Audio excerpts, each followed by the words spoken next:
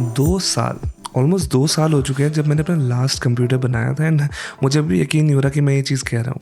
मैं पिछले 1.5 साल से एक लैपटॉप यूज़ कर रहा हूँ और लैपटॉप के अपने बेनिफिट्स ज़रूर हैं, लेकिन ये कहना गलत होगा कि मैंने प्रॉपर डेस्कटॉप एक्सपीरियंस को मिस ना किया हो।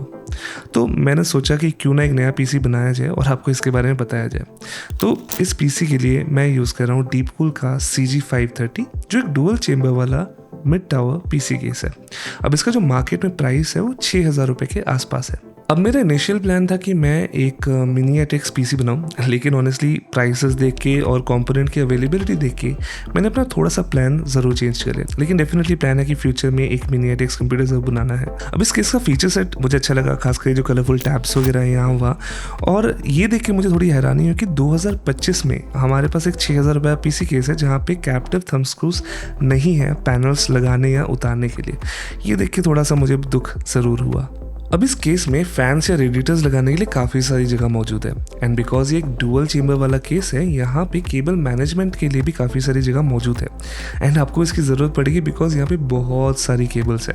फॉर्चुनेटली इन केबल्स को छुपाने के लिए यहाँ पे एक मेटल का कवर है जिसको निकालने के लिए आपको एक्चुअली स्क्रूज खोलने पड़ते हैं। मतलब बेटर होता कि ये भी टूल फ्री होता, लेकिन it's fine for the price, at least ये पे मौजूद है।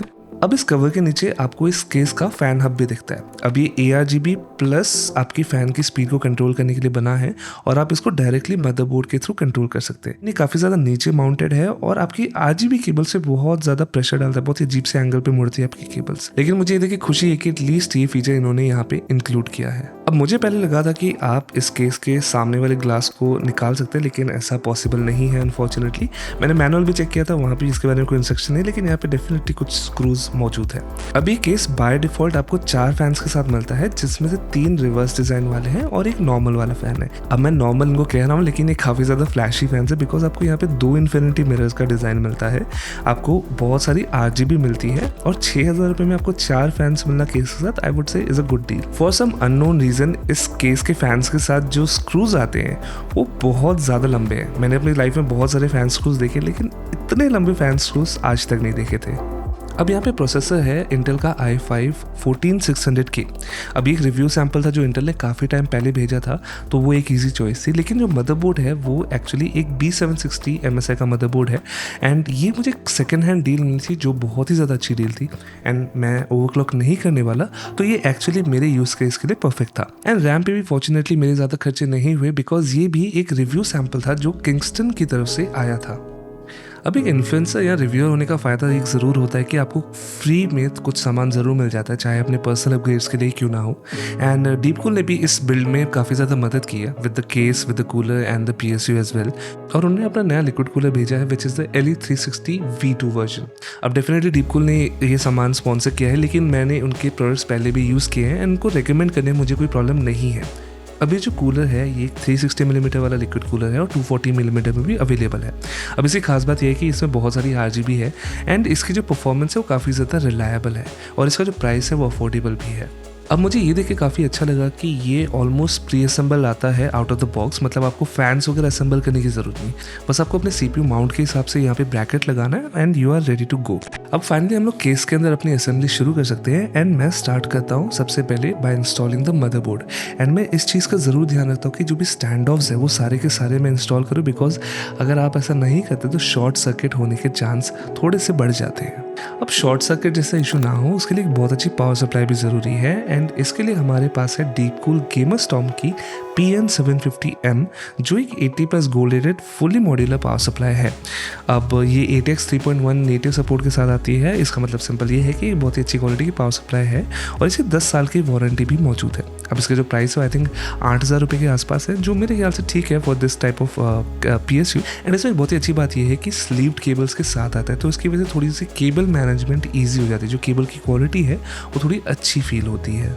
अब जब एक बार हमारी पावर सप्लाई इंस्टॉल हो जाती है उसके बाद बारी आती है केबल मैनेजमेंट की, जो बहुत ही सेटिस्फाइंग हो सकता है लेकिन उतना ही दिमाग ख़राब करने वाली चीज़ भी है। एंड क्या मैं आप लोगों से रिक्वेस्ट कर सकता हूँ कि हम सब मिलके एक साथ इस कनेक्टर की शेमिंग करें, बिकॉज ये कनेक्टर बहुत ही वाहियात कनेक्टर, बहुत ही फुद्दू कनेक्टर है ये, बिकॉज ये टूट जाता है, इसको इंस्टॉल करना बहुत ही अनकंफर्टेबल रहता है एंड इसकी क्वालिटी हमेशा बहुत ही बेकार होती है। अब मैं आपको अपनी एक सीक्रेट केबल मैनेजमेंट की ट्रिक दिखाता हूँ जो मैंने अपने कई सारे बिल्ड्स में यूज़ किया।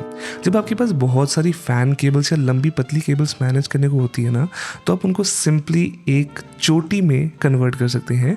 उसकी वजह से इनको मैनेज करना काफ़ी ज़्यादा ईजी हो जाता है एंड ये स्पेशली फ़ैन केबल्स या फिर जो हमारी रेडिएटर की केबल्स होती है उनको मैनेज करने के लिए काफ़ी काम की होती है। अब बारी आती है हमारे लिक्विड कूलर को केस में इंस्टॉल करने की। मैंने एक चीज़ नोटिस की कि यहाँ पे बहुत ज़्यादा जगह नहीं है, यहाँ पे थोड़ा सा टाइट फिट ज़रूर था एंड काश इसका जो टॉप पैनल रिमूवेबल हो पाता, बिकॉज उससे ये काम बहुत ज़्यादा ईजी हो जाता। लेकिन फिर भी कोई भी 360 मिलीमीटर के लिक्विड कूलर को इंस्टॉल करने में आपको ज़्यादा इशू नहीं होगा।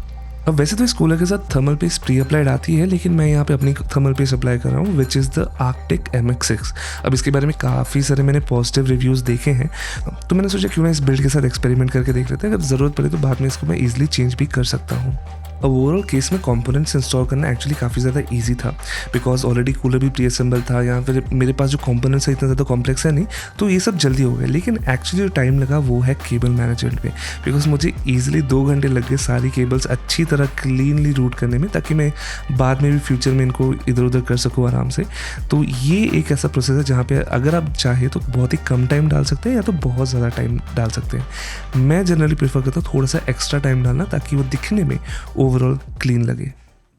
सो बारी आती है ग्राफिक्स कार्ड की, और ये है एक सेकेंड हैंड MSI का RTX 4070 सुपर स्लिम। अब ये कार्ड मुझे बहुत ही एक अच्छी कंडीशन में मिला एंड एक बहुत ही ज़्यादा अच्छी प्राइस पे मिला। लेकिन हम सब इस बात पे एग्री ज़रूर कर सकते हैं कि कोविड के बाद से जो ओवरऑल ग्राफिक्स कार्ड इंडस्ट्री की हालत है वो थोड़ी सी टाइट ज़रूर है। यहाँ पे जो प्राइसेस है वो कंसिस्टेंटली हाई रहे हैं, जो हमें जनरेशनल परफॉर्मेंस गेन्स मिलने चाहिए वो धीरे धीरे कम होते जा रहे हैं एंड जो मार्केट है वो एक तरफा होती जा रही है।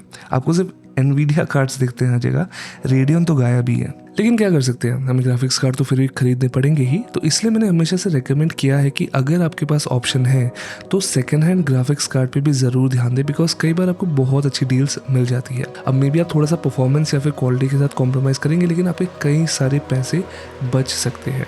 तो आई गेस काफ़ी सारी बातें हो गई है, लेट्स सी हमने क्या बनाया है।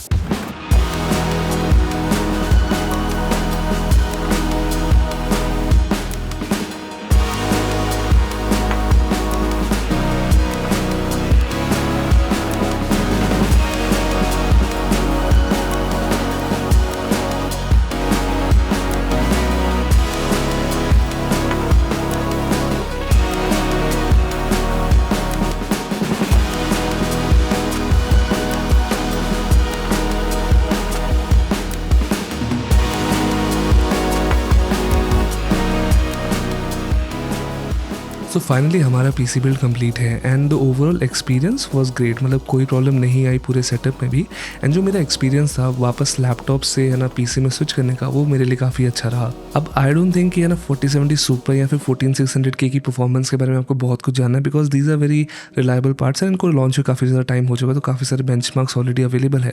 लेकिन मेरे यूज़ केस के लिए, यानी मुझे अगर 3D मॉडलिंग करनी थी, मुझे थोड़ा सा ब्लेंडर यूज़ करना था, उन जैसे बेंचमार्क्स में अच्छा परफॉर्म करता है।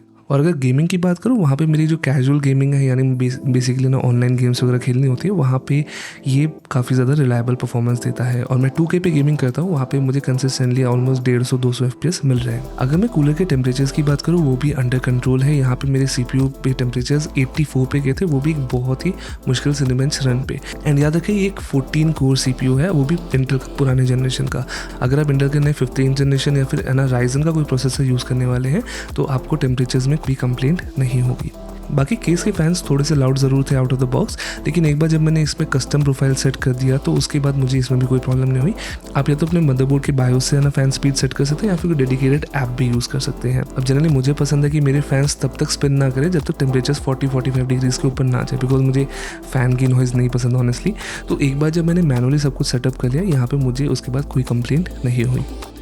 तो I guess this is it. अगर आपको इस PC के बारे में कोई भी क्वेश्चन है तो प्लीज़ मुझे कमेंट्स में बताना। मैं मिलूँगा आपको अगली बार। Till then.